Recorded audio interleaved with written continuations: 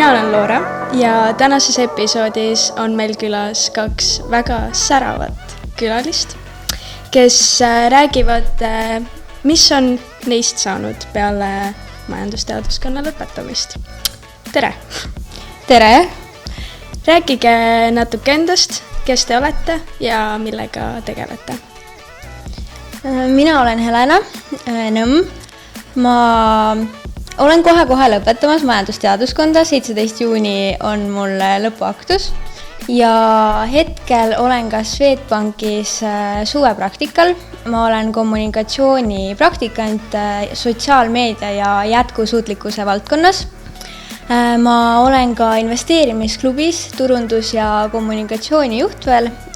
Lõpetan seal praegu semestri viimaseid tegevusi.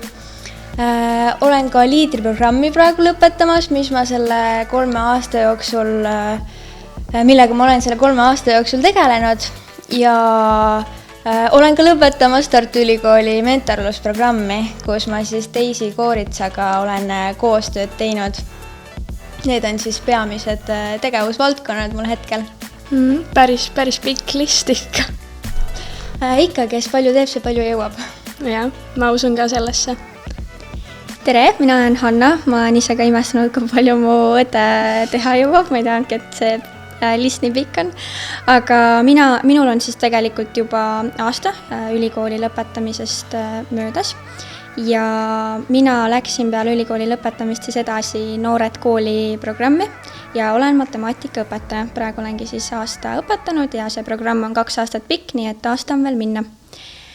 Lisaks sellele ma annan siis matemaatika eratunde ja ma tegelen siis, ma haldan Miljoni Neiu kontot Instagramis ehk minu kireks on siis teistele rahatarkuse õpetamine ja ma üritan läbi seda enda kontoga teha. Nii et need on peamised asjad, millega mina hetkel tegelen.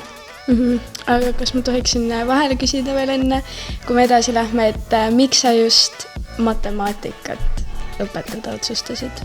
No matemaatika majanduse läheb kokku, tegi põhjus või miks ma tulin üldse majandusse, aga mul on väiksest peale meeldinud matemaatika ja tegelikult kui ma pisikene olin, siis ma arvasingi, et minust saabki õpetaja, vahepeal see soov kadus ära, aga ma andsin ülikooli kõrvalt väga palju matemaatika eratunde ja ma õpetasin nende kursakaaslasi, kellel abi oli vaja ja sealt ma ikkagi nägin seda, et see on see, mis mul silma särama paneb ja sellepärast ma otsustasin sellega edasi liikuda ja matemaatikatundidesse saab ka väga hästi rahatarkust sisse põimida.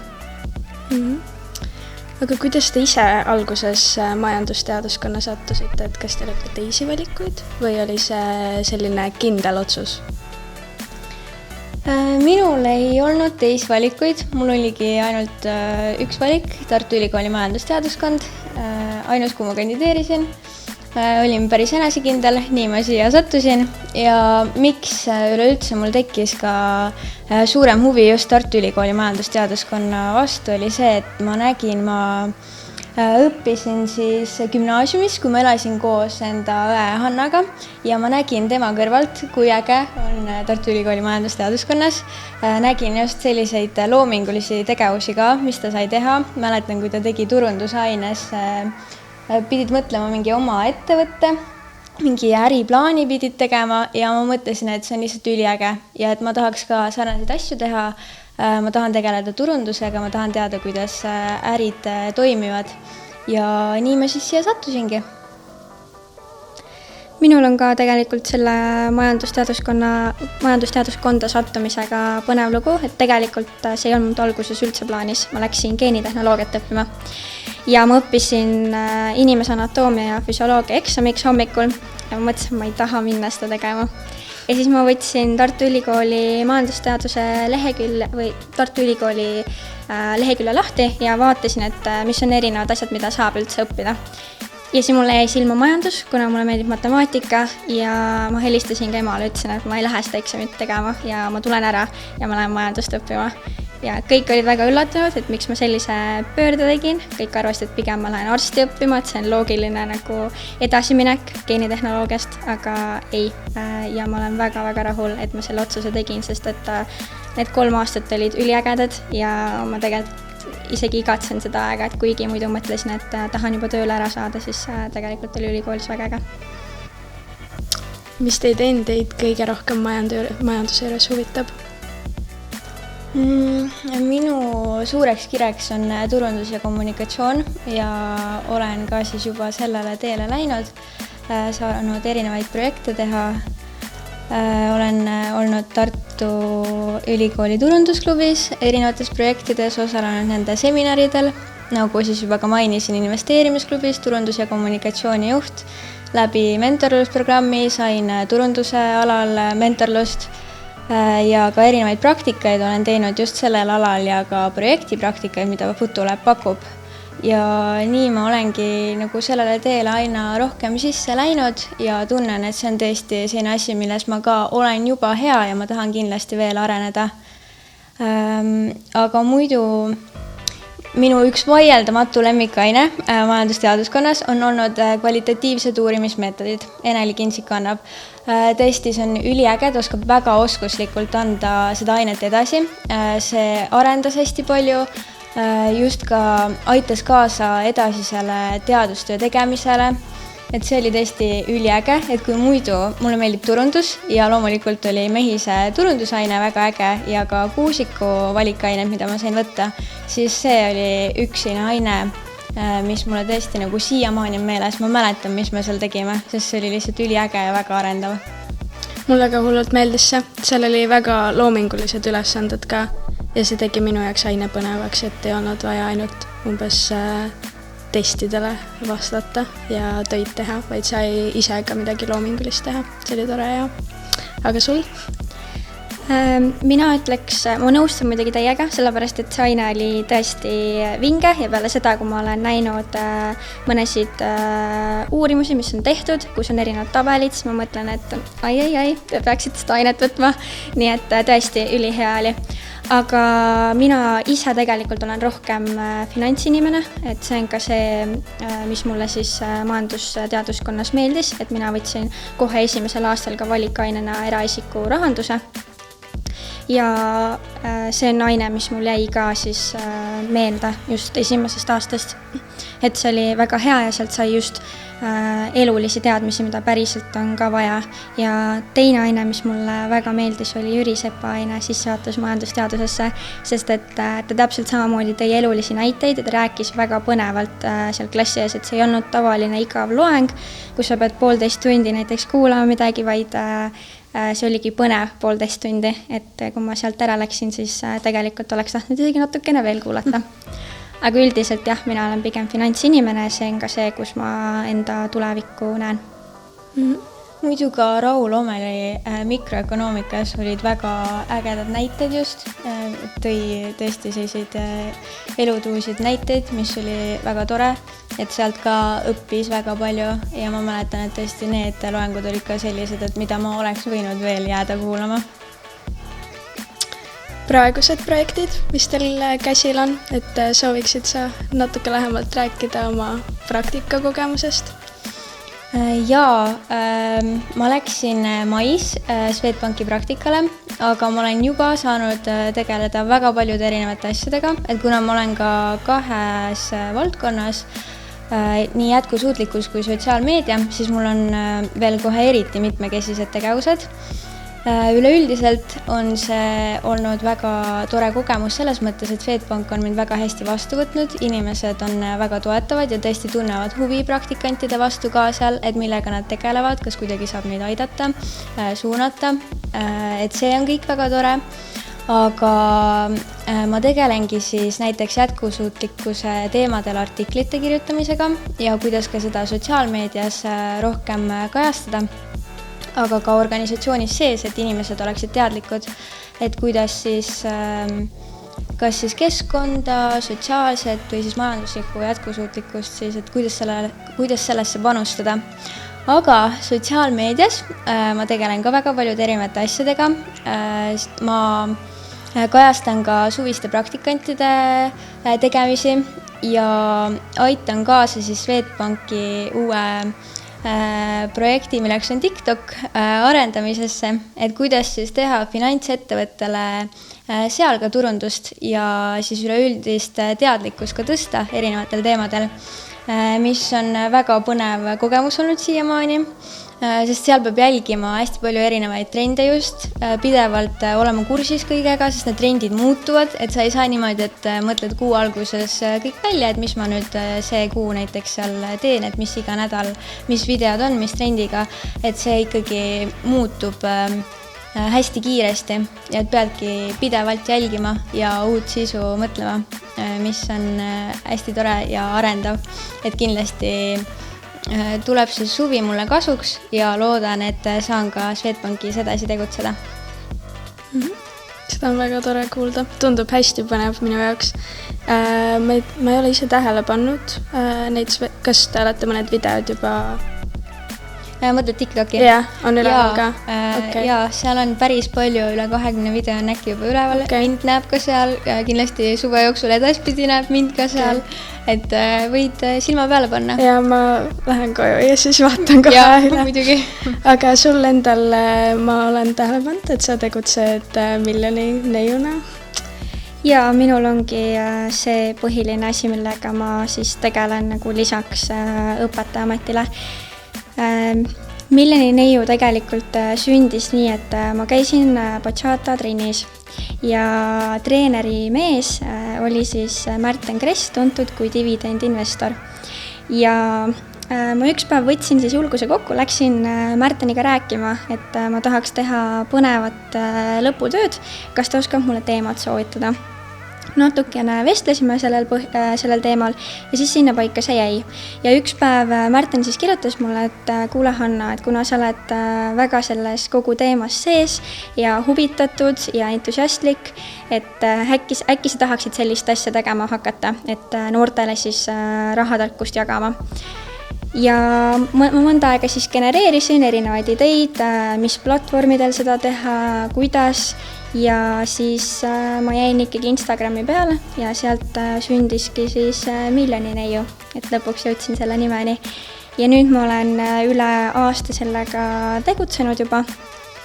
Jälgijaskond õnneks kasvab, väga palju on neid, kes on huvitatud rahatarkusest, investeerimisest.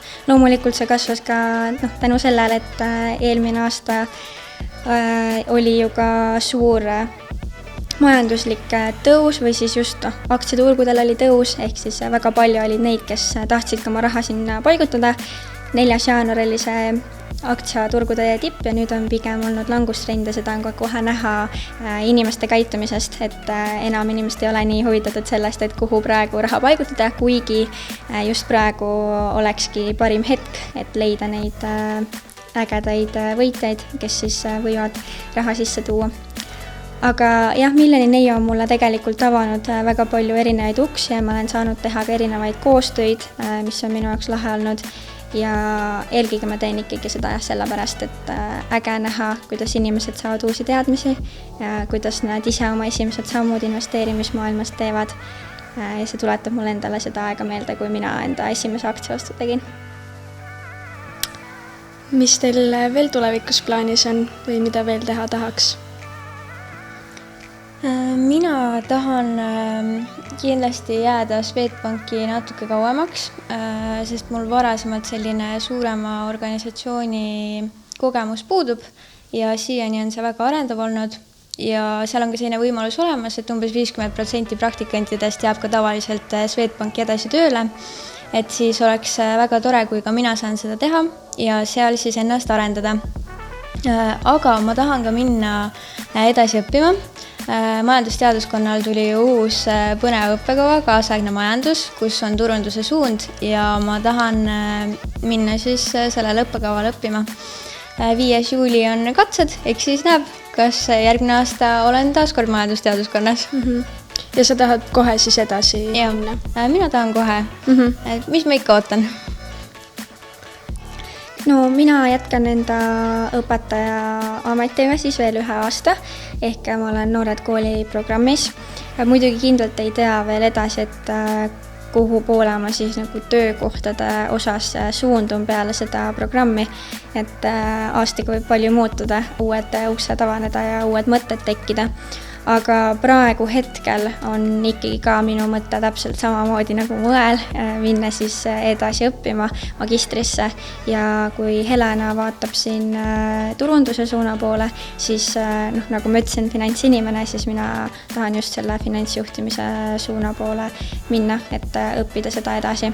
Ja kui ma mõtlen siis, kus ma võiks olla 10 aasta pärast, siis kindlasti tahan töötada kuskil finantsvaldkonnas ja olla mõne ettevõtte finantsjuht. Et see on see, mis mulle meeldib.